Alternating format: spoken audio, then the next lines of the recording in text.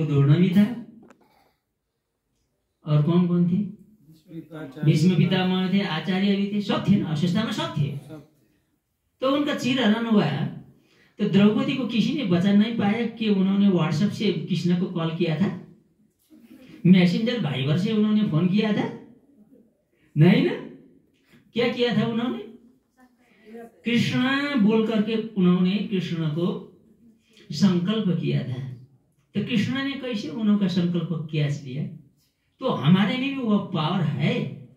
Science अभी झूठा, अभी साइंस ने क्या बनाया है? एक चिप्स बनाया है। अब लोगों को कोई आइडेंटिटी के लिए बाहर जो आधार कार्ड या वोटर कार्ड का आवश्यकता नहीं होता है। आपके शरीर के अंदर, आप 10 साल के अंदर में आपके शरीर के अंदर एक चिप डाला दिया जाएगा, सब उस चिप्स में होंगे और आप 2 हाथ कंप्यूटर में रखेंगे तो आपको सारा डिटेल वो कंप्यूटर बता देगा। काठमांडू में एक मशीन आया था, एक भाई ने लाया था सिंगापुर से। उसमें उस मशीन क्या करता है, अंदर का व्यक्ति का इनर क्वालिटी क्या है। हम दूसरों को 4 संस्कारों के बारे में बताते हैं ना, मन बुद्धि संस्कार में पूर्व जन्म के संस्कार, सम के रंग के संस्कार, और कौन से संस्कार होते हैं? खानदानी संस्कार, और होता है इनर क्वालिटी, स्वधर्म वाला संस्कार, दैविक संस्कार, उसको दैविक संस्कार भी बोल सकते हैं।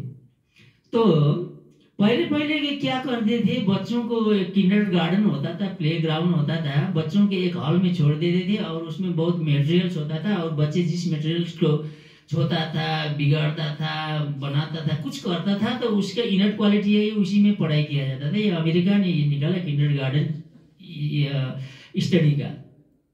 तो अभी एक मिशन निकला है, हमारा इनर क्वालिटी क्या है अंदर में वो बता देता है, लेकिन उसका दाम उस समय 75,000 था। राज दीदी से उनको ओपन कराने के लिए आया था, राज दीदी के 2 अंगुली उसमें रखा था, तो 75% उनका आध्यात्मिक स्पिरिचुअलिटी निकला, तो बता देता है एक मिशन।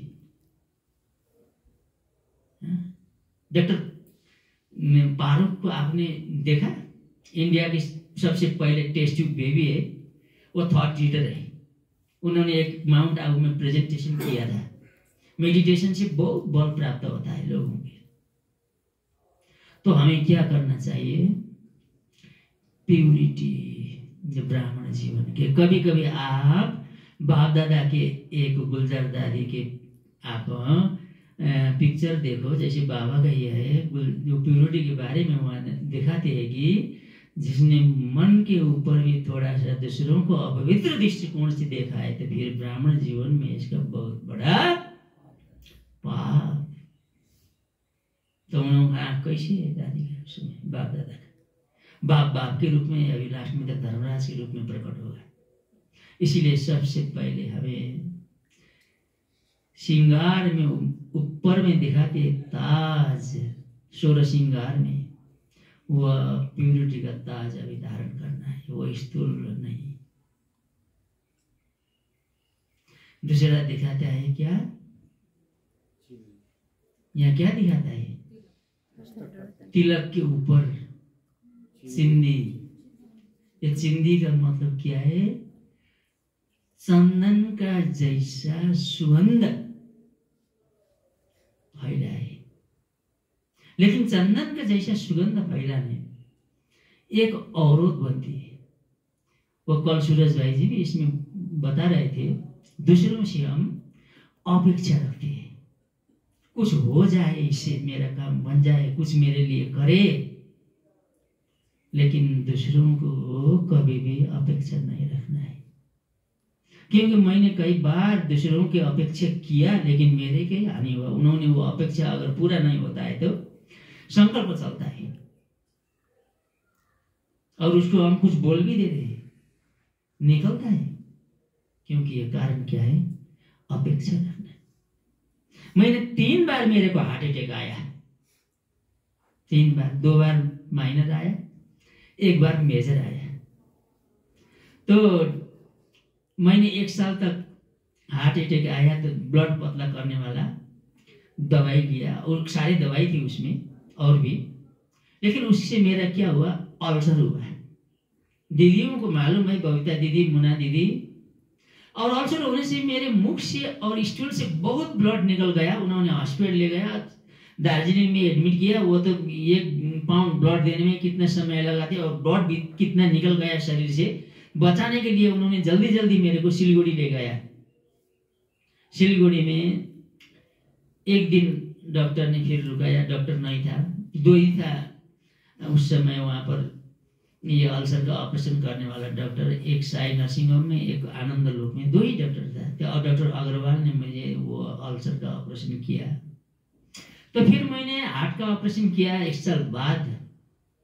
जब मैं सतीश गुप्ता जी से मिलने गया मधुबन, तो उन्होंने मेरा सीटी एंजियो किया।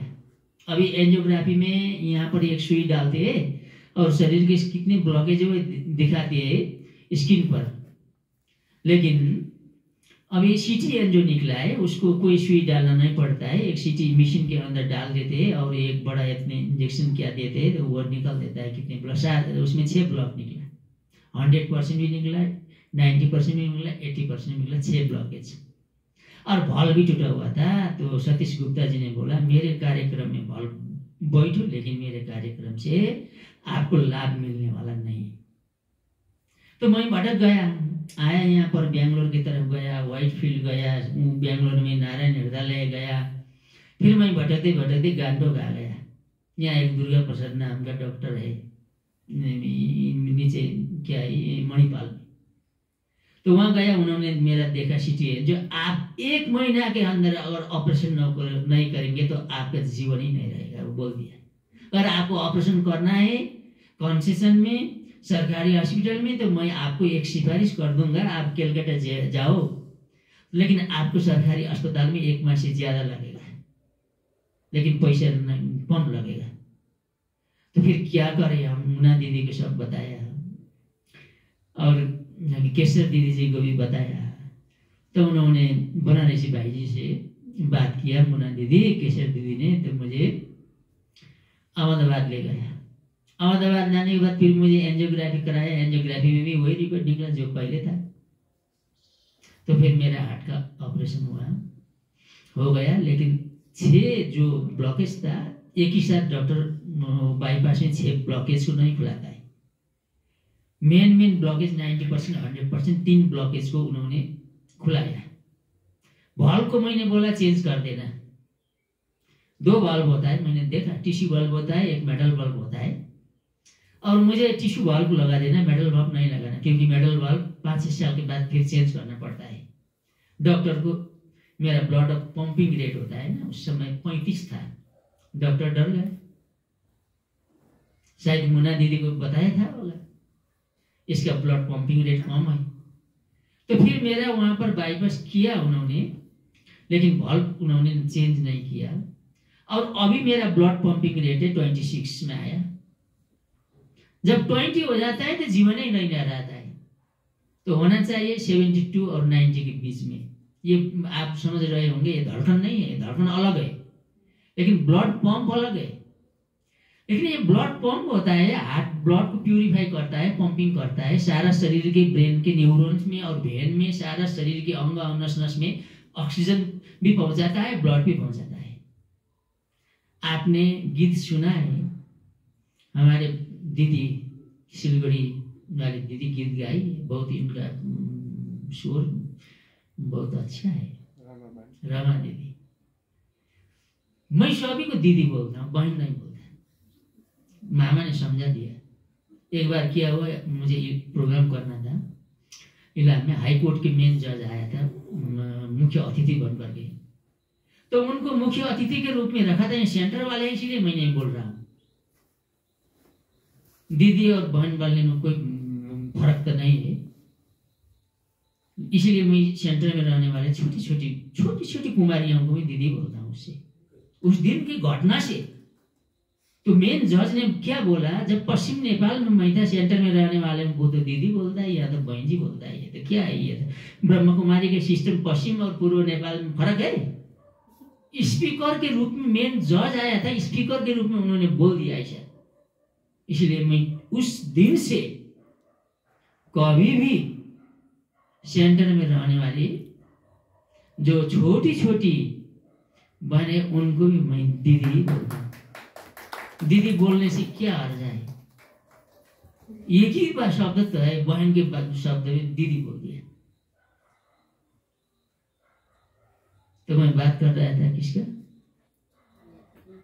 ये मस्तिष्क के लगाने वाला चिंदी। उसके बाद आता है बिंदी। यह बिंदी लगाते हैं ना, ये बिंदी है आत्मिक स्वरूप में रहने का, टिकना।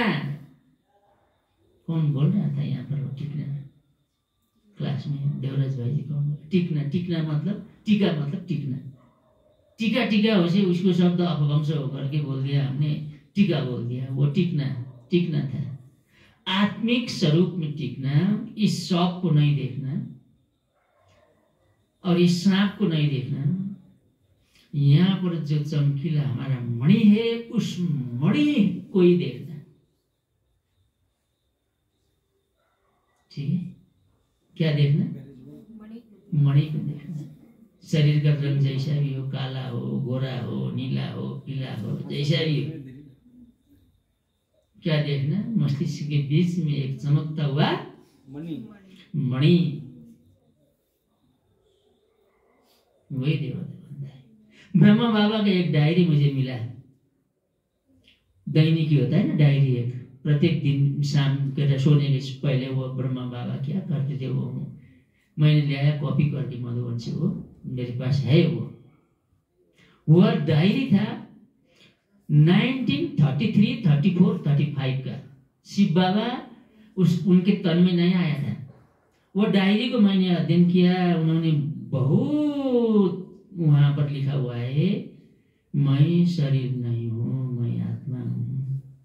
जब उन्होंने तन में परमात्मा ने प्रवेश किया, बाबा ने बोला ये संसार के सब आत्मा है, इनका घर परम धाम है। उन्होंने क्या किया, यशोदा आत्मा है, नारायण आत्मा है, ये शांतामणि आत्मा है, आत्मा आत्मा आत्मा। सबको आत्मिक स्वरूप में उन्होंने क्या किया, प्रैक्टिकल रूप में अपने को प्रैक्टिकल रूप में रखा और दूसरों को भी आत्मा ही देखा। और मम्मा मम्मा आई, मम्मा मासी चल रहा है। आज कितना तारीख है? Last day. मम्मा मम्मा कैसे बोले? मम्मा बाबा को जो भी बाबा बात बताते हैं, यह बाबा का श्रीमत है। हमें बाबा में निश्चय है। शिव बाबा आया हुआ है ब्रह्मा के तन में। शिव बाबा सती की दुनिया का राज्य भी स्थापन कर रहे हैं, धर्म भी स्थापन कर रहे हैं और इस दुनिया को गोल्डन एज बना रहे हैं। परमात्मा बाबा में निश्चय है, हमको निश्चय है बाबा में। कोई कोई बोलते नहीं है तो कितने परसेंटेज है? निश्चय है तो कितने परसेंटेज है? एक बार रमेश भाई जी गामदेवी सेंटर में थे, उन्होंने बताया था क्लास में मधुबन में, आप लोगों ने सुना हुआ नहीं सुना हुआ? तो रमेश भाई जी बोल रहा है बाबा को मधुबन में जो अभी पांडव भवन है वहाँ मजदूर काम कर रहे थे। मजदूर के लिए बाबा को छतरी चाहिए था, छाता। तो बाबा ने क्लास में बोला बच्चे मजदूर को छाता देना है, कल सब छाता लेकर के क्लास में आना है। मजबूत वाला और अच्छा वाला, गणेश भाई जी ने सुना है। और सबको बोला छाता लेकर के आना। और रमेश भाई जी ने बाबा को बोला बाबा कल तो छतरी का तो हमारे तो यहाँ तो दुकान लग जाएंगे, कितने छतरी का वो तंग हो जाएगा। तो फिर बाबा बोला बच्चे ऐसे नहीं है, जिसमें बाबा प्रति निश्चय हुए वही छतरी लेकर के आएंगे।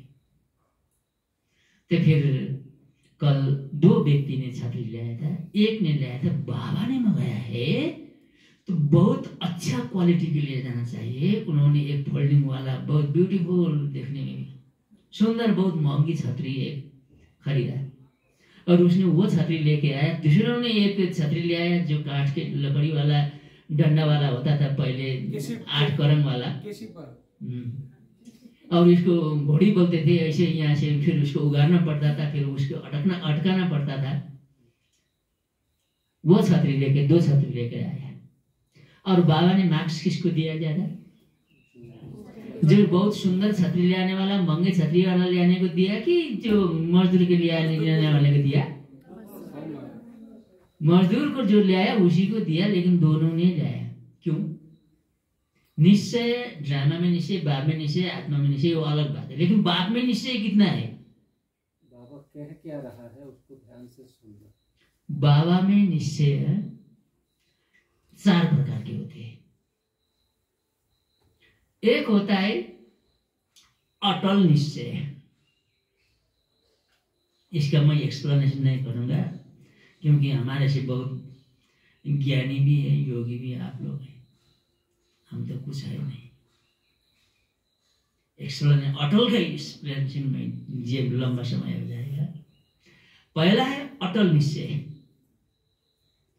दूसरा है शक्तिशाली निश्चय, तीसरा है, आप भी बताइए तीसरा कौन सा? दृढ़ निश्चय। बोल रहा था शुभ भी, संकल्प में दृढ़ता, पुरुषार्थ में तीव्रता। 2 शब्द ऐड कर दीजिए। क्या? संकल्प में दृढ़ता, पुरुषार्थ में तीव्रता, तो जीवन आगे बढ़ेगा। दृढ़ संकल्प ब्राह्मण लोग कराते थे, संकल्प ऐसे पानी से कुश रख करके ऐसे कराते, संकल्प कराते, भक्ति में भी पूजा में भी देखा है हम लोग। तो फिर सुहा कर देते, विसर्जन कर देते। तो संकल्प क्या है? कमियों को विसर्जन करना, अच्छा को गुण धारण करना, वही थे संकल्प। दृढ़ संकल्प, अटल संकल्प, शक्तिशाली संकल्प, और एक से है शक्तिशाली और सर्व संकल्प, सर्वनिश्चय। परमात्मा के सिवाय मेरा तो एक शिव बाबा, दूसरा न कोई। भगवान के सिवाय संसार में कोई भी अपना नहीं होता है, परमात्मा ही अपना होता है। मैं हेल्थ की बात कर रहा था, थोड़ा सा अनुभव भी बिजनेस में डाल देता हूँ। जब मैं हैदराबाद गया, मेरा पेट का अल्सर, पूरा पेट में दर्द होने लगा, तो फिर क्या हुआ मेरे को, मैं हैदराबाद गया दीदी से अनुमति लेकर के। तो दीदी ने मेरे को प्रमोद भाई को ले जाओ, ऐसे साथी उसको बेच दिया। हमने बागडोगरा से फ्लाइट किया हैदराबाद जाने के लिए। तो वहाँ पर पहले मैंने बुकिंग कराया था। एजी हॉस्पिटल है, एशियन हार्ट इंस्टीट्यूट, बहुत बड़ा हॉस्पिटल बनाया अभी नया अभी। और सेंटर में रहा मैं वहाँ पर 1 सप्ताह। वहाँ पर हमारे दीदी है ना, नाम बोल रहे कुलदीप दीदी, शांति सरोवर में है, और नेपाल के भाई भी है, उन्होंने बहुत मदद किया। हम रात को 2 बजे शांति सरोवर पर पहुँचा, तो गेट के बाहर आया था वो लेने के लिए, और वहाँ रहा कुलदीप दीदी के पास करीबन 7-8 दिन। और डॉक्टर को मैंने दिखाया, तो मेरा वहाँ पर फंगल इन्फेक्शन हुआ था आंत में। ये फंगल इन्फेक्शन क्या होता है? तो बोला है आपको ये फंगल इन्फेक्शन से पीछे कैंसर हो सकता है, तो क्या करना है डॉक्टर साहब, मुझे इलाज कर दीजिए। तो उन्होंने बोला आपको हार्ट का प्रॉब्लम है, आपको एनेस्थेसिया देना नहीं होता है, बिना एनेस्थेसिया आपका ऑपरेशन कर सकते हो, आपका हिम्मत है। आपको एक मशीन डाली जाएगी मुख से, मेरे पहले उन्होंने किया, यो क्या बोलता है उसको, इंडोस्कोपी। तो देखा सारा, आपको एक मशीन डाली जाएगी इंडोस्कोपी की तरह, तो वो मशीन आपको इलेक्ट्रिक का शॉक देगा और उसको क्या करेगा, फंगल को भस्म कर देगा। तो आपका हिम्मत है? मैंने बोला क्यों नहीं डॉक्टर साहब। तो 2 आदमी मेरे को पकड़ने के लिए आया। ये जब इनका दर्द होता है तो ये चिल्लाते हैं और कुछ ही भागते हैं यहाँ से। तो मैंने बोला मुझे कोई पकड़ने की आवश्यकता नहीं, आप जब जाओ, मैं सर देता हूँ, कुछ भी नहीं होता है मेरे। उन्होंने आपने कार्य किया, पकड़ने वाले वहीं बैठे रहे, तो मेरा काम हो गया। तो फिर उन्होंने बोला आपका हार्ट का कुछ प्रॉब्लम है, आप चलना मत, पैदल चलना ही नहीं है। तो सेंटर में आया, फिर मन में संकल्प चला, क्यों ऐसा बोला। मेरा रिटर्न टिकट हो चुका था प्रमोद भाई और मेरा बागडोगरा का। फिर मैंने दीदी से पूछा दीदी क्या करूँ, अहमदाबाद जाऊँ? दीदी ने बोला भले जाओ। मैंने वो टिकट वो रिफंडेबल नहीं था, नॉन रिफंडेबल था, छोड़ दिया ऐसे ही। तो वहाँ के एक भाई, ऑफिस के भाई को बोला कि मुझे एक टिकट कर दो अहमदाबाद के, अभी जाएंगे। तो बोला अभी 12 बजे का फ्लाइट है, चलेगा? नाश्ता किया था 9 बजे। एयरपोर्ट जाने में तो नज़दीक है, वहाँ से गच्छा गौली है हमारा जो शांति सरोवर, वहाँ से नज़दीक है एयरपोर्ट, आधा घंटे में पहुँच जाते हैं। तो फिर बोला ठीक से 12 बजे जाएंगे। फिर सीधा गया और हम लोटस में सामान रखा और हॉस्पिटल चल दिया। तो मेरे को 3 दिन हॉस्पिटल में आईसीयू में रखा, फिर 1 दिन कैबिन में रखा, पैसा लिया तो मेरे को छोड़ दिया। तो फिर मैं आया लोटस में ही, और फिर वहाँ एक भाभी का नाम का बहन है जी है, वो ऑफिस संभालती है, भाई जी को मालूम होगा। तो भाभी का बहन को मैंने बोला दीदी मेरा टिकट दे दो बागडोगरा जाने का। बोली वो 5 दिन बाद करोगे तो आपका बहुत सस्ते में टिकट है, लेकिन 5 दिन के जो अभी मार्जिन है ना उसमें सस्ते में कोई टिकट नहीं है। तो फिर 5 दिन यहीं रुकना पड़ेगा मुझे। हाँ रुकना पड़ेगा। अरे रुक जाएंगे, बाबा का घर है, क्या है। तो फिर मुझे वहाँ एसी रूम दिया था, बहुत आनंद था, वहीं रुका। टिकट किया 5 दिन बाद का, लेकिन 3 दिन रात में मुझे अचानक क्या हुआ मुझे पता नहीं। फिर प्रमोद भाई को मुझे भाई जी मेरे वो शावर खोल करके मुझे पानी डाल दो, ऐसे एसी रूम था, फिर भी उन्होंने पानी डाला और मेरा कपड़ा चेंज कर दो, मुझे हॉस्पिटल ले जाओ रात को 12 बजे। तो हॉस्पिटल मुझे ले गया। हॉस्पिटल लाने के बाद इमरजेंसी में वो ले गया सीधा। फिर मुझे बोल रहा है ये तो जिंदा नहीं है। फिर मेरे कान में आवाज आती है, अरे मैं मर गया हूँ क्या? मरने का अनुभव ऐसा होता है क्या बाबा? ये मर गया मैं, शरीर छोड़ गया, मेरा अनुभव ऐसा है, शरीर छोड़ गया मैं। ओ ऐसा कुछ नहीं होता है। अरे बहुत आनंद है। फिर मेरे को क्या बोलता है, नहीं नहीं इसके सांस चल रहा है, इसको वेंटिलेटर में ऊपर ले जाकर डालो। फिर मुझे ले गया वेंटिलेटर में डाल दिया। रात को 1-2 बजे मेरे को होश आया। फिर देखता हूँ मेरे को तो मशीन चला रहा है, मेरा श्वास मशीन चला रहा है। हम सुबह उठते ही धन्यवाद देते हैं ऑक्सीजन को। आपने कभी कल्पना किया है कोरोना काल में ऑक्सीजन खरीदा ना, उसका आप 60 वर्ष के आपके एज के हिसाब से उसका दाम निकालेंगे तो 7 अरब रुपया का ऑक्सीजन लगता है आपके 60 वर्ष के जीवन में। कितने का? 7 अरब रुपये का ऑक्सीजन लगता है। सब संसार में देने वाला है, लेकिन लेने वाला सिर्फ मनुष्य ही है। फल अपना नहीं खाते, पानी नहीं अपने पीते, संसार में सब देने वाला है, सब लेने वाला कौन है? मनुष्य। तो फिर मैंने बोला ये मशीन से मेरे हटा दो।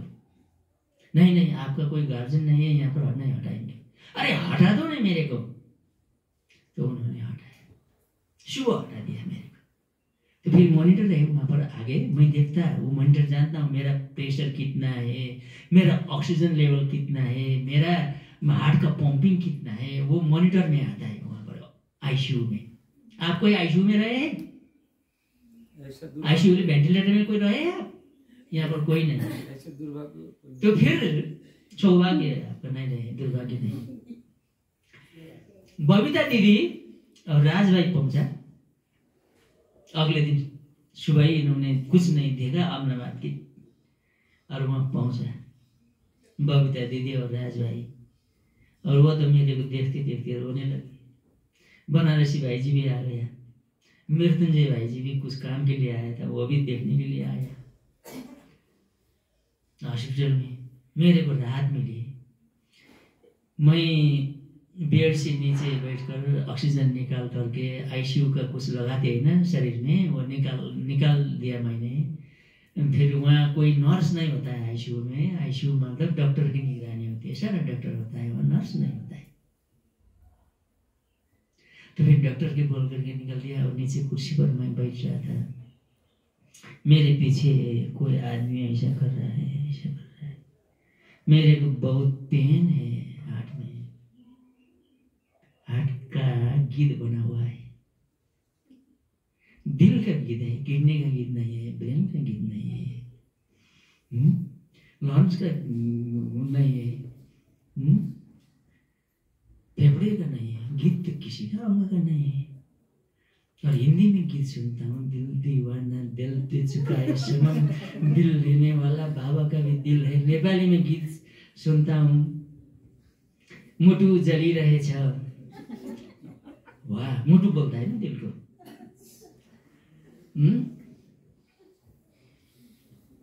लेकिन जो किया है वो भुगतना ही पड़ता है। एक आदमी रास्ता में चल रहा था, अमरूद का वृक्ष होता है। रीना दीदी कहाँ है? रीना दीदी, आपने मुझे गांव में ले गया था, वहां पर अंदर लाल होता था ना वो अमरूद। वो अमृत हमने माता जी उन्हें टिपने लगी, मैंने मना किया ना, क्योंकि रास्ता में बहुत अमृत का पेड़ था, बहुत फल लग रहा था। तो सबसे पहले आंख ने देखा, आंख तो टिप नहीं सकता, खा भी नहीं सकता। फिर उसके बाद क्या करना पड़ा? पैर को आगे बढ़ाना पड़ा। पैर भी तो वहां जाता है, वो टिप नहीं सकता है। हाथ ने उसको पकड़ा और मुख में खाया, मुख में स्वाद लिया, लेकिन वो स्वाद सदा रख नहीं सकता है और पेट में डाल दिया। पेट भी उसको सदा कायम नहीं रख सकता है, वो तो बाहर निकलता है मल बन करके। तो फिर उसी वक्त मालिक ने देखा, ढाड़ में डंडा पड़ गया। ढाड़ मतलब पीठ में डंडा पड़ गया। आंसू कहाँ से आया? आँख से आया। देखा था किसने? आँख से। सजा किसने खाया? सजाया आँख ने, सजाया तो इसने खाया, लेकिन आंसू निकला आँख से। क्यों देखा? उसने क्यों देखा? ठीक, क्योंकि जिसने देखा है उसी का ही प्रभाव पड़ा कि नहीं पड़ा है। ये संसार का नियम है। एक्शन का अपोजिट इक्वल रिएक्शन होता है। न्यूटन का यह थर्ड नियम है। जैसा करेगी, मेरा कोई दोष नहीं है, इसमें किसी का दोष नहीं है। मेरा कर्म भोग है, लेकिन बाबा ने मुझे बचाया। मेरा उस समय क्या हुआ था बबीता दीदी? प्रेशर 40/10 और शुगर नील।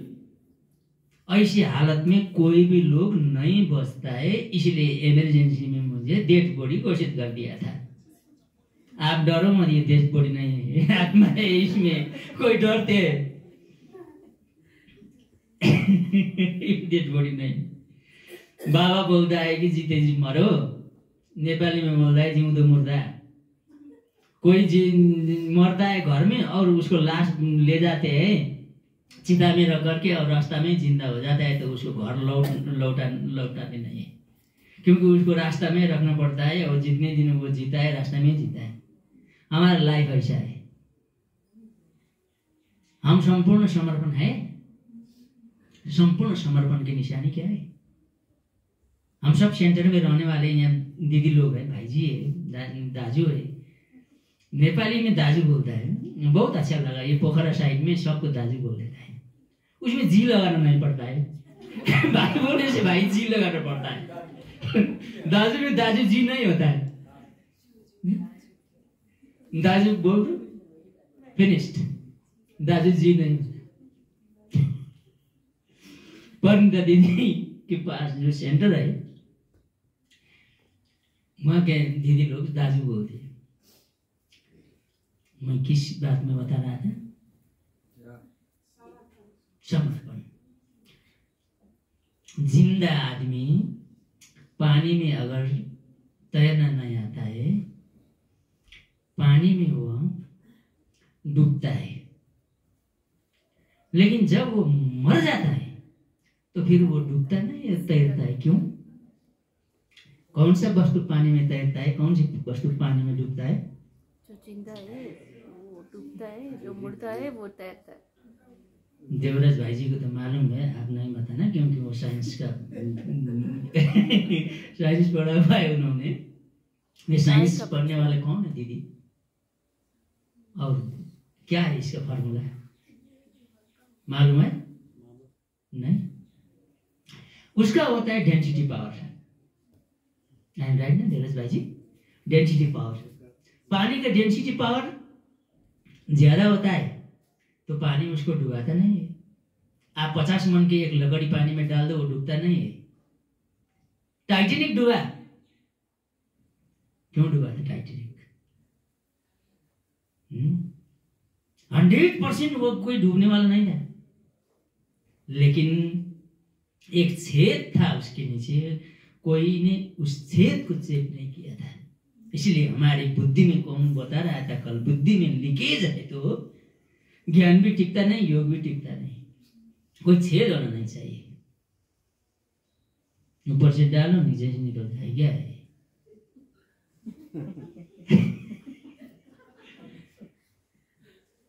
छेद वाला ऐसे होता है। बिना छेद के क्या होता है, एक बड़े ड्रम में आप ऊंचा इसको पकड़ करके फेंक नहीं सकते हो, तो अच्छे पानी के पाइप उसमें डाल दो, बुरा निकलता जाएगा। एक दिन वो पानी क्या हो जाएगा, सफा हो जाएगा, स्वच्छ हो जाएगा। ज्ञान भी ऐसे है। हम त्यागने के लिए सोचते हैं, त्याग तो कुछ भी नहीं, क्या त्यागा? जो बड़ी त्यागा महल मिल गया। मैं दादी गुलजार का बात बता रहा हूँ, जनकपुर आई थी और हमको भी वो उनको खाना देने के लिए मेरे को सिलेक्टेड किया किरण दीदी ने। गुलजार दादी और उस दादियों के पास VIP आए, प्लेन चार्टर करके आए थे काठमांडू से 50 लोग। वहाँ पर 5 स्टार होटल में उनका खाना बहनों ने बनाया था, वहाँ पर उनका प्रोग्राम था। तो फिर गया होटल में, दादी तो वो बॉयल क्या बोलता है, कद्दू, वही खाया। ये बेसन का कुछ रोटी खाया, दादी ने तो कुछ खाया नहीं, दादी ने तो। और एयरपोर्ट में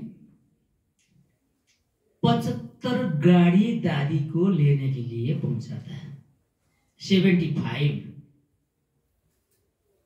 जिसने शुरू में घर से गाड़ी का त्याग कर दिया था ना, लास्ट में उनको किसने फॉलो किया? गाड़ी ने फॉलो किया। 75 गाड़ी। फिर दादी ने क्या किया, 2-3 गाड़ी चेंज करके आई। एक भाई बोलता है इतने गंदा है जनकपुर शहर, इसको साफ करना है। तो आप ये कल एक दिन में इतना जनकपुर साफ कर सकते हो? मैंने बोला आधे दादी को ऐसे हरा चश्मा लगा देना, दादी सब हरा देखती है। और गीता दीदी थी साथ में, बहुत हंसने लगी। मुझे उन्होंने बहुत आगे बढ़ने के चांस दिया, समर्पण उन्होंने किया। ये भाई बोल सकता है, ये कुछ कर सकता है, क्लास करा सकता है। मैं दार्जिलिंग आया था 3 बार 4 बार मुझे टीचर की ट्रेनिंग में, बहनों के भट्टी में क्लास कराने के लिए उन्होंने मुझे बुलाया है। वहाँ पर मैं धनकुटा गया, टेरी गया, चंद्रगढ़ी गया, भिरतामठ गया। वहाँ पर बहनों का भट्टी रखते हैं, 200-250 महीने होती है।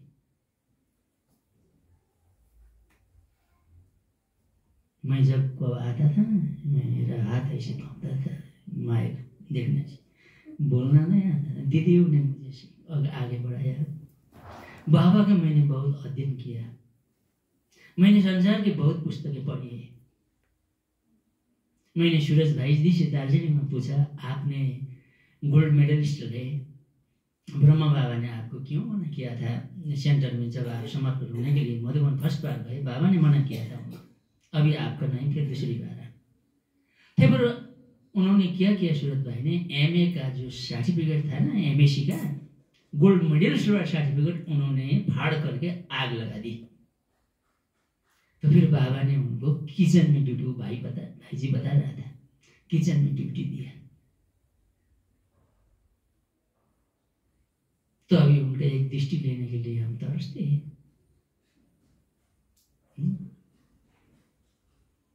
मस्तिष्क में। और फिर क्या आता है, आँख में काजल। कोई बहन जी अभी भी लगाती है, मेरे को पता पड़ जाता है, क्योंकि दृष्टि लेने जाते हैं तो आँख में कुछ जो काजल लगाने वाले दीदी है ना, उनको मैं जान जाता हूँ, इन्होंने काजल लगाया। कोई आँख की ये सुरक्षा हेतु भी लगाते हैं, ऐसी नहीं है, लगाना चाहिए। वो कोई आँख की इसको कुछ राहत मिलता है, कोई इसमें दवा का काम भी करता है। इसका होता है पवित्र दृष्टिकोण, सिविल आइज, क्रिमिनल आइज नहीं। दैहिक दृष्टि से किसी को भी देखना नहीं। क्या करना? दैहिक दृष्टि से, दैहिक वृत्ति से, दैहिक भाव से, भावना से। सपनों में भी इम्प्योरिटी नहीं होनी चाहिए। आप लोगों को मालूम नहीं होगा, दीदी को मालूम है, मुन्ना दीदी, बबीता दीदी, मैं 11 मास 1 सेकेंड भी नहीं सोया। एक रात अगर कोई लोग नहीं सोते तो अगले दिन उसका हालत क्या होता है। 11 मास मैं 1 दिन भी नहीं सोया। मैं यहाँ पर आता था योग करने के लिए, 3 बजे आता था, लाइट जलता था तब आता था, नहीं तो मैं उधर है ना उसका रूम का बाहर जो बैठने सोफा लगाया हुआ है वहाँ पर बैठ के योग करता था। और फिर यहाँ आता 3 बजे, मैं यहाँ आकर के बैठ जाता था क्योंकि ये चेयर में लिए कंफर्टेबल है, यहाँ आकर के बैठता था। तो फिर एक दीदी आती थी, कौन सा दीदी सबसे पहले, आप है ना? नहीं वो पीछे वाला दीदी हाथ खड़ा करे ना, ये मैं देखता था कौन आता है पहले, तो वो दीदी आती थी पहले योग करने के लिए। अभी 2-3 घंटा मैं सोता हूँ, मामा श्री को पता है क्योंकि मेरा रूम में वो बहुत बार सोया। मधुबन में गया था मीटिंग में, मेरे रूम और उनके रूम। क्यों नहीं सोए, क्या रीजन? उसका मैं बताता हूँ, क्योंकि उसका एक ही साथ बताने में मजा नहीं आता है क्योंकि आपका क्यूरियोसिटी रखने से क्लास अच्छा होता है। तो फिर मधुबन गया तो फिर मलाई हिटौड़ा वाला विजय भाई ने बोला कि आप अकेले है, मेरे साथ एक दिल्ली का भाई है, वो बहुत खनाटा मारता है, मैं आ जाऊँ? भले आ जाओ, आप आ जाओ। तो आया रात को 10 बजे आकर के सोता। आप तो बहुत सोते हैं 2-3 घंटा आराम से, लेकिन नींद में क्या क्या बोलते हैं। आज दीपक क्या बोल रहा था कि दीपक को आप कुछ बता रहा था, क्या है ये? मैं रिकॉर्डिंग करने वाला था, रिकॉर्डिंग नहीं किया। मेरे साथ ये कराटे वाला दार्जिलिंग में बात, घड़ी निकाल कर दिया था मैंने। ये घड़ी का आवाज भी मुझे पसंद नहीं था। रूम से घड़ी निकाल, दीदी को बोला घड़ी निकाल दो, घड़ी निकाल दिया। फिर मुझे क्या हुआ, गणेश भाई जी वो क्यों नहीं सोया, मेरे लंच में पूरा पानी भर गया था, पेट में पूरा पानी भर गया था। लंच में जिसका पानी भर जाता है उसको नींद नहीं आता है। अभी मैं 48 से 50 टैबलेट लेता हूँ, मैं आपको झूठ नहीं बोलता हूँ, ये बाबा के सामने। उसमें 4 गोलियां नींद की है।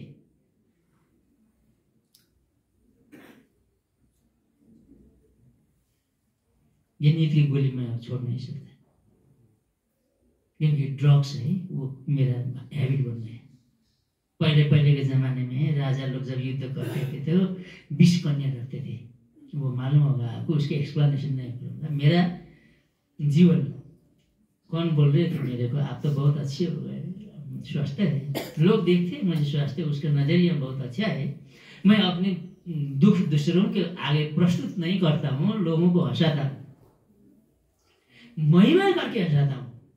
इटली में एक आदमी था, वो मेरे को बहुत काम में, उसका खरीदना करना कुछ बहुत काम होता था उससे, लेकिन मेरे को वो ध्यान ही नहीं देता था। मुझे कैसे उसको अपना बनाऊं, खरीदारी करना पड़ता है, सेंटर बन रहा है, क्या करूं मैं। फिर एक दिन देखा उनका बाल ऐसे खुमरा वाला था, उसे क्या बोलता है, कर्ली केस वाला था। तो मैंने एक दिन उसके पास, कोई ग्राहक नहीं था, गया तो वाह, आपके पास मैं केवल सामान खरीदने के लिए नहीं आता हूँ, आपके बाल श्री कृष्ण का जैसा हूँ, उसका दर्शन करने के लिए आता हूँ। तो मैंने ऐसे बोल दिया। लोगों को विशेषता देख करके उसकी महिमा करनी चाहिए, बिना विशेषता देख करके अगर महिमा किया तो भी वो फिर जानते हैं कि मेरे ने इन्होंने कुछ ऐसे कर रहा है। हाँ, तो मैंने उससे ऐसे किया, हाँ मेरा बाल ऐसे कृष्ण के जैसा, हाँ आपके जैसे कृष्ण श्री कृष्ण का दर्शन होता है ना, आपको दर्शन होने से मेरे तो कृष्ण का जैसा दर्शन लगता है। तो फिर बहुत खुश होने लगा वो। फिर जाकर वहाँ आईना रखा था, वो आईने में अपने को देखने लगा, हाँ ऐसे है ना। लेकिन आपका जो बाल है ना, आपका जो कुर्लिंग बाल है, वो क्या आपका संतति का, ये क्या सबका है क्या है? तो वो बोला, हाँ हमारे पिताजी का भी ऐसे थे, दादाजी का भी ऐसा है, मेरा बेटा का भी छोटा सा कुमारने लगा, ऐसे कुर्लिंग आने लगा। और फिर उसके बाद उन्होंने मेरे को बहुत रेस्पेक्ट देना शुरू किया। लोगों दूसरों के ग्लानि कोई भी नहीं चाहते। सेंटर में रहने वाले दीदियों, प्लीज आप दूसरों की कमी तो नहीं देखते, कई बार मुख से कुछ शब्द निकल जाते हैं। काजल के बाद आता है यहाँ पर नत्थी। नत्थी का निशानी है, एक बाबा दूसरा न कोई। हमने दिया है तो जीवन किसको दिया? बाबा को दिया। मुन्ना दीदी सेंटर में जब आई 7-8 साल तक तो घर गई नहीं। मैं आता था सेंटर में दार्जिलिंग में मिलने के लिए। मैं बाद में समर्पण हुआ 2000 में।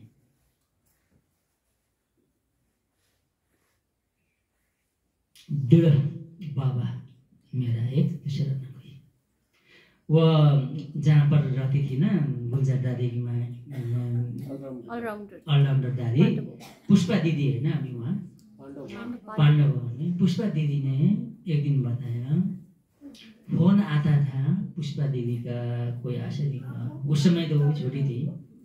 ऑलराउंडर दादी घर से बोलती थी आपका फोन आया, वो कभी नहीं बताती। नष्ट मोहा स्मृति लगता है। एक बाबा दूसरा न कोई का मतलब नष्ट मोहा स्मृति लगता है।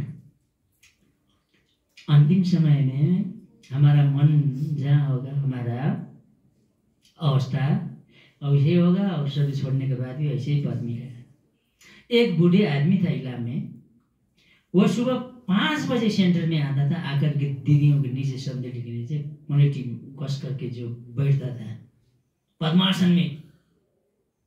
मेरा सुबह सुबह स्नान करके 5 बजे उसके लिए भी गेट खोलना पड़ता था, फिर गेट खोल देता था, फिर काम होता था, साफ करना कुछ करना करता था, सब पोछा सब लोग लगाता था। तो फिर मेरे स्कूल जाने का टाइम होता था, वो तो वही संदेरी के नीचे कुछ लिखता था। और बाजार में एक बेटी के घर में उसके बेटी का होटल था, और होटल के सामने उसका दुकान खोल दिया था पिताजी को। वही दुकान में वो बेटी रखती थी। वो रास्ता में कई बार फिर क्या कर रहे बुआ? अरे कल का मुरली है ना, उसका पॉइंट नोट कर रहा हूँ। बाबा की तरफ उसका सारा ध्यान, बाबा बाबा बाबा बाबा हर पल हर घड़ी। लेकिन वो झापा गया था, डिस्ट्रिक्ट वाला झापा बोलता है उसको। बीमार होकर के आया, दीदी ने मुझे बोला जाओ भाई बुआ तो सीरियस हो गई। तो भाई मैं गया उस घर में, और बुआ का अंतिम श्वास गिरने वाला था। बुआ ने अंतिम समय में बोला साइला साइला साइला, बोला बुआ तो चला गया। साइला क्या होता है? जो हिंदी नहीं समझते, साइला क्या होता है? सबसे बड़े वाला को जेठा बोलता है, और बीच के सेकंड वाला को माइला बोलता है, थर्ड वाला को साइला बोलता है। फिर एक भाई ने मुझे ऐसे किया, तो ये पिताजी ने साइला साइला क्यों बोला? आपके सेंटर में जो एक बूढ़े आदमी के फोटो रखा हुआ है वो साइला का है। फिर मैंने बोल दिया हाँ वो साइला का ही है। ये साइला माइला कौन है ब्रह्मा बाबा मैं नहीं जानता। दो ही था, एक जापान में व्यापार करने के लिए गए थे, एक ब्रह्मा बाबा। तो फिर क्या हुआ, तो कुछ दिन बाद 18 जनवरी में बाबा का फर्स्ट फ्रेंड ज्ञानामृत में आता है, ब्रह्मा बाबा का अव्यक्त मास का। और वो उनकी बेटी ने वो फोटो निकाला, और अपनी पतियाजी का फोटो वही साइज का फोटो एक ही फ्रेम में लेमुलेशन करके मेरे को दिया। आकर के सेंटर में मैं था लेने वाला। तो भाई जी ये रख सकता हूँ? तो उनका भावना को कदर करते हुए, क्योंकि ब्रह्मा बाबा से तो उसके पिताजी का तो तुलना तो नहीं होता था, फिर भी मैंने उसकी भावना को तो कदर करना ही पड़ता है। ठीक है रख नहीं सकते भाई जी, आप ले आओ। तो मैंने रखा, और उस समय मैंने पूछा ये पिताजी ने अंतिम समय में क्यों साइला साइला बोला? तो वो बोलती है मेरे बड़े पिताजी के बेटे सऊदी अरब गए, और इन्होंने जीवन का जो कमाई था 2 लाख रुपए पैसा इन्होंने इन्हें साइला को दिया है। इसीलिए इन्होंने 2 लाख रुपए पैसा के कारण साइला याद आया। दादी प्रकाशमणि 25 अगस्त में शरीर छोड़ने वाली थी। 23 अगस्त में हम माउंट आबू में थे, आप भी थे ना? तो उनका फिर क्या हुआ, एक भाई है प्रोफेसर है, डॉक्टर रहे वो, अजय भाई, वो साइंटिस्ट है। उन्होंने बोला तपस्या धाम में तपस्या करने के लिए चलो। मैं रूम में एक ही रूम में था, चलो डायमंड से उधर गया हम। अमृत बेला स्नान करके 5 बजे के समय फिर यीशु दादी ने हमको इशारा किया कॉटेज के तरफ। तो हम गया, तो फिर बोला यहाँ पर सबके स्नान करने वाला है, यहाँ दादी का अवस्था थोड़ा नीचे ऊपर होता है, अखंड योग है। आप अंदर जा करके 2 भाई जब और तैयार नहीं होंगे तो आप जा करके बाबा के रूम में तपस्या करो। हमको तो चांस मिल गया। हम तो बहुत खुश हो गए। फिर दादी जी कॉटेज में गया और अंदर में बाबा का रूम है, और बाबा के रूम में योग करने लगा करीब 1 घंटा। तो दादी का दर्शन किया हमने उस समय। वो दादी का दर्शन करने से वो भाई ने भी मैंने भी टिकट कैंसिल करा दिया और दादी के अंत्येष्टि में वहीं रह गए। दादी का कर्मातीत अवस्था क्या होता है मैंने नजदीक से देखा है। बड़ी दादी का देवराज भाई जी और हम मधुबन गए थे सेवा के लिए। तो हमको कुछ समय के लिए पांडव भवन में गाइड का काम दिया था। आप सुखधाम में थे। तो फिर ये 88-89 की आपको बात है, 88 का होगा ऐसे ही, 88-89 का बात है। तो फिर वहाँ पर हम सेवा में थे। तो वहाँ पर ईश्वर भाई था, धर्मपाल भाई था, वो उन्होंने गुजर गए, नहीं है अभी पांडव भवन में। तो फिर मेरे को वहाँ पर दिया कि आप ऐसे करो, जो वीआईपी लोग आते हैं उसको दादी को और निधि भाई जी को मिलाना आपका काम है। उन्होंने ड्यूटी दिया और दादी से मेरा बहुत नजदीक का संबंध। दादी प्रकाश मणि दिन में 5 बार 6 बार मिलती थी, तो हर बार मेरे को टोली देती थी। मैं बोलता था दादी जब भी मैं आ जाऊँ मेरा टोली कौन खाएगा, इतना रूम में इतना टोली होगा, आप टोली देते हो, दिन निर्भय भाई साहब भी देता है, फिर इतना टोली होगा। नहीं नहीं नहीं, ये नियम है, जो दादी के पास आता है वो उसे लेके जाता है। और एक दिन दादी बाहर गई थी, तो फिर रेल में कुछ कुल्ली को लगाना था। तो फिर कुल्ली ने 50 रुपये दिया उस समय, 50 रुपये जो 2 रुपये उसका भाड़ा। तो फिर झगड़ा करने लगे। फिर दादी ने मोहनी दीदी को बोला 50 रुपये दियो निकाल करके, इसके न बोल दिया। फिर दादी ने मधुबन में जा करके बोला, एक भाई ने पहले नो बोलने के कारण 45 रुपीज कम से कम यज्ञ का चला गया। दादी ले नहीं गई। अभी दादी ने कितना बनाया, दादी उसको तो ले नहीं गई। हम प्रकाश स्तंभ में जाकर के उनके आवास लेते हैं। मरने के बाद भी वो जीवित है, शरीर छोड़ने के बाद भी जीवित। अभी 17-18 साल की हुई होगी, कितने हुई होगी, साथ में शरीर छोड़ा 16 साल की हुई। लेकिन उनका अभी भाषण लेते हैं। संस्कार कहीं भी नहीं मरता है, शरीर मरता है, संस्कार नहीं मरता है।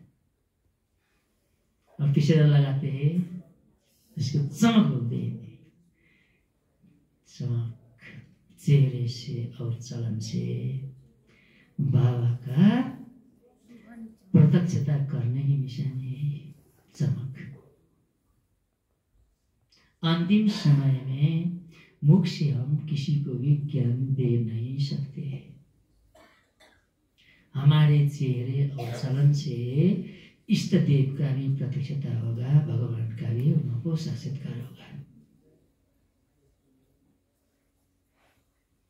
और यहाँ लगाते हैं ना, नाम लूँ या नहीं लूँ? इंडिया के एक धनाढ्य की मिसेस जो इंडिया के नंबर 1, मैं नाम नहीं लेता हूँ, नाम आप लोगों को पता होगा,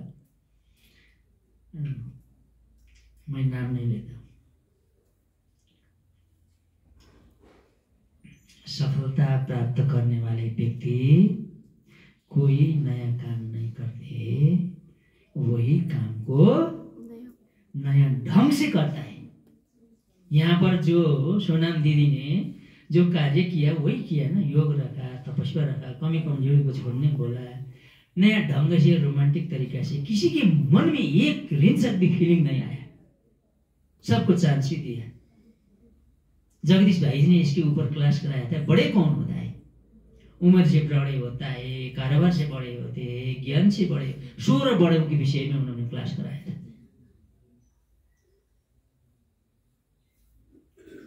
समझा?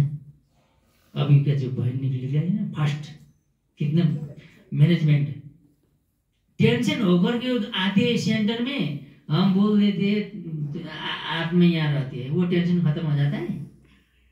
जिसको जो चाहिए वो देना पड़ेगा। है आत्मा यहाँ है, लेकिन उसकी घोड़े में आत्मा है या यहाँ आत्मा में क्या फर्क पड़ेगा? तो ना जो डिप्रेशन में चल रहा है। पहले जैसे ज्ञान नहीं रह गया, बाबा का जमाना का जैसे ज्ञान नहीं है। अभी संस्था भी वैसे नहीं है, बहुत वृद्धि हो गया है। हॉस्पिटल का जो मीटिंग में अनाउंस किया था कि हॉस्पिटल बनाना है, तो मोदी जी ने जाकर के उद्घाटन किया। 250 का फर्स्ट, उसमें वो नर्सिंग कैंपस सहित डॉक्टरों का कितना खर्चा, 2 साल में वो कंप्लीट होगा। इतना पहले हम लोगों ने दादी का सिर्फ एक गाड़ी था, एक गाड़ी नहीं, एक गाड़ी भी नहीं था भाई साहब। दादी का जो बर्मा बाबा ने शरीर छोड़ा था, जमुना प्रसाद भाई जी का एक साइकिल था यज्ञ में, तो अभी गाड़ी की संख्या मधुबन में करीबन 4000 के करीब है। हमने एक गाड़ी देखा, खाली एक दादी का आपने देखा? एक नहीं था पहले, हमने भी ऐसे। ठीक है, 3 लाख के लिपस्टिक लगाने से क्या होगा? ओठों में मुस्कान नहीं है। वो 3 लाख की लिपस्टिक लगाती है दिन में, और मुख धोने से वो लिपस्टिक क्या होता है, चला जाता है। फिर अगले दिन 3 लाख का लिपस्टिक लगाओ। और ये हमारा जो बनावट है ना, एक बार क्या हुआ, दुर्योधन और युधिष्ठिर को गुरु द्रोण ने क्या किया, जाओ तुम पूर्व की तरफ, एक पश्चिम की तरफ जाओ, कि तुमको कितने हंसे हुए लोग मिलते, रिपोर्ट करके आना। दुर्योधन गया पश्चिम की तरफ, युधिष्ठिर गए पूर्व की तरफ। दुर्योधन ने 1 घंटे के अंदर कोई भी हंसा नहीं, उसकी कोई डायरी में हंसने वाला आदमी ही नहीं मिला। युधिष्ठिर जब मिला तो सारा उसका हंसने वाला आदमी मिला। क्यों? क्योंकि युधिष्ठिर किसी की नजर में नजर रखते हैं, उसे हंसते हैं। खुश हम दूसरे को दे नहीं सकते, तो मुस्कान तो दे सकते हैं ना। मोदी जी ने इसमें जीएसटी तो नहीं लगाया है ना मुस्कान में। लोग तो अभी जाते हैं लाफिंग सेंटर में हंसने के लिए, लेकिन हमको मुस्कुराना, ये मुख कोई क्या बनाना है। जैसे दांत है ना, ये दांत हारमोनियम का काम करे, सा रे ग म प ध नि सा, ये 7 स्वर होता है। ये 7 गुण के आधार में बनाया है दांत, वो हारमोनियम का रीड का काम करे।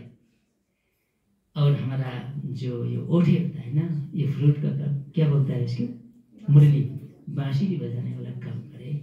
और देवराज भाई जी जो तबला वादक है, वो दिखाते नहीं है अपने कला, वो बहुत वो है।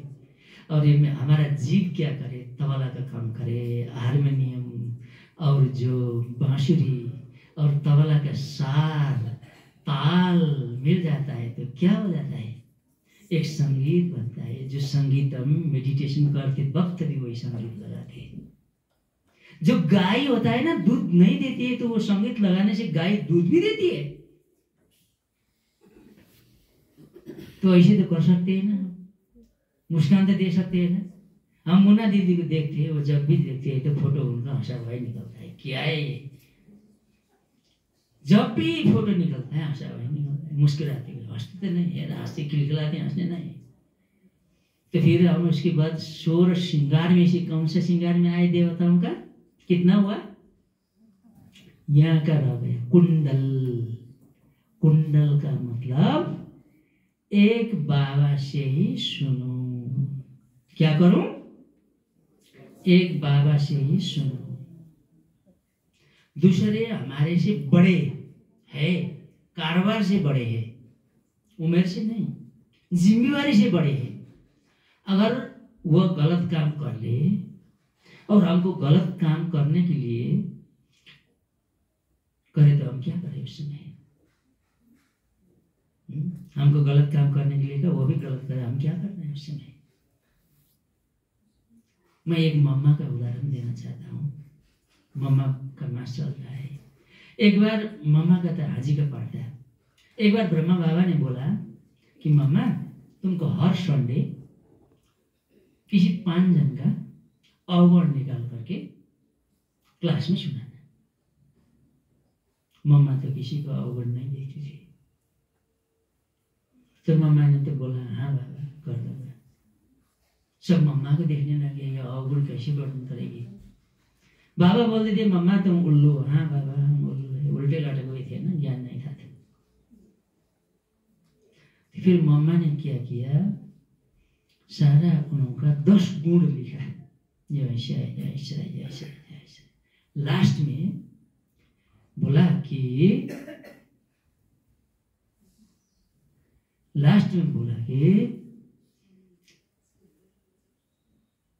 इनमें थोड़ा आलस्य है।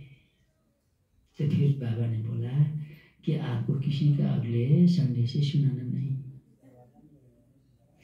तो थोड़ा टाइम शॉर्ट होने के कारण मैं जल्दी जल्दी खत्म कर रहे, 16 ही करें कि इतने में स्टॉप कर दें।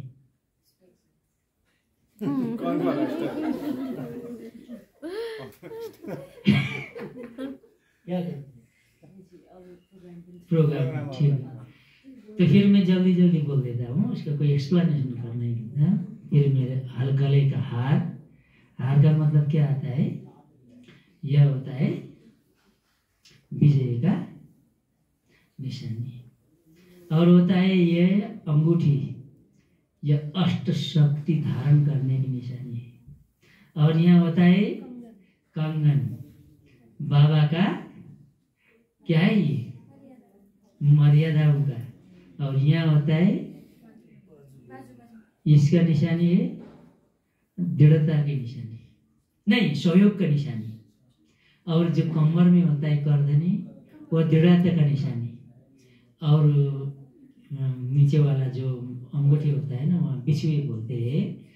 श्रीमत के बिना एक भी पाऊ हमारा नहीं चले। और घुंघरू होता है खुशी का डांस करना, जो आप करने के लिए देरी हो रहा है, या मुझे बोला खुशी का डांस और स्टिल डांस भी करना है। और एक रह गया, वो है क्या? कौन बोलेगा? 15 महीने बता दिया, एक रह गया है,